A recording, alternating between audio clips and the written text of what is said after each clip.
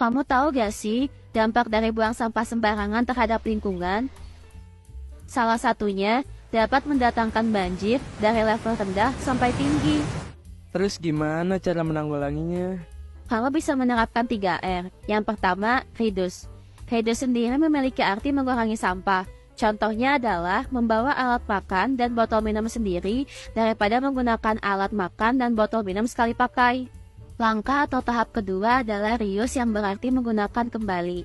Contohnya, kita bisa menggunakan kantong belanja kain daripada kantong belanja plastik sekali pakai.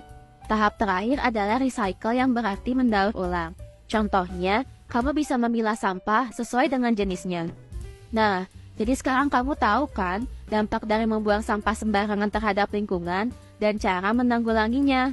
Jadi, mulai sekarang, ayo kita stop buang sampah sembarangan karena lingkunganmu, tanggung jawabmu. Dampak negatif dari membuang sampah itu ada aja. Udah mulai. Assalamualaikum. Halo guys. Jadi kita hari ini mau ngebahas apa sih? Jadi hari ini kita akan membahas pemilahan sampah organik maupun anorganik. Sebelumnya, mari kita perkenalan dulu. Perkenalkan, nama saya Dewi ini. Saya Tia Media. Saya Devita. Saya Safit Rusiani. Edukasi pemilihan sampah sangat penting untuk menjaga kebersihan lingkungan dan mendukung berkelanjutan. Apa sih langkah-langkah edukasi pemilihan sampah?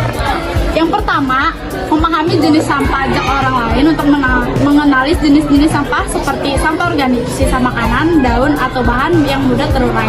Sampah anorganik, plastik, logam, kaca, dan bahan yang sulit terurai. Sampah yang berbahaya adalah B3, baterai bekas, lampu neon, atau bahan kimia. Yang kedua, mempraktikkan pemisahan sampah. Guna sampah-sampah yang berbeda dengan kode warna: hijau, sampah organik; kuning, sampah anorganik yang bisa didaur ulang; merah, sampah berbahaya. Yang ketiga, daur ulang dan pengolahan sampah organik bisa diolah menjadi kompos menggunakan komposter.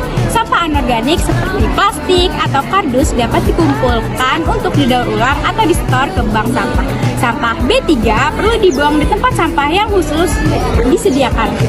Yang keempat, ada edukasi lewat media kreatif. Contohnya, buat poster, video, atau infografis tentang cara memilih sampah. Gunakan cerita atau permainan untuk anak-anak agar lebih menarik. Yang kelima, dampak positif pemilahan sampah, yaitu ada mengurangi pencemaran lingkungan, mendukung keberlanjutan sumber daya alam, membuka peluang ekonomi dari hasil daur ulang. Ada 5 dampak negatif membuang sampah sembarangan. Emang dampaknya ada apa aja sih? Yang pertama, ada dampak terhadap lingkungan. Ada pencemaran tanah, pencemaran air, dan pencemaran udara. Dan yang kedua, ada dampak terhadap kesehatan. Contohnya, sumber penyakit. Yang ketiga, dampak sosial. Ada banjir dan menurunkan keindahan lingkungan. Yang keempat, ada dampak ekonomi. 1. Penurunan pariwisata. Yang kedua, kerugian nelayan. Yang kelima, ada dampak global.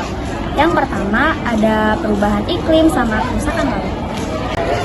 Solusinya yaitu yang pertama, selalu membuang sampah pada tempatnya. Yang kedua, pilah sampah untuk didaur ulang. 3. Ikut serta dalam kegiatan bersih-bersih lingkungan. Yang keempat, edukasi diri dan orang lain tentang pentingnya menjaga kebersihan. Dan kebiasaan yang baik, kita bisa mencegah dampak buruk yang kita alami.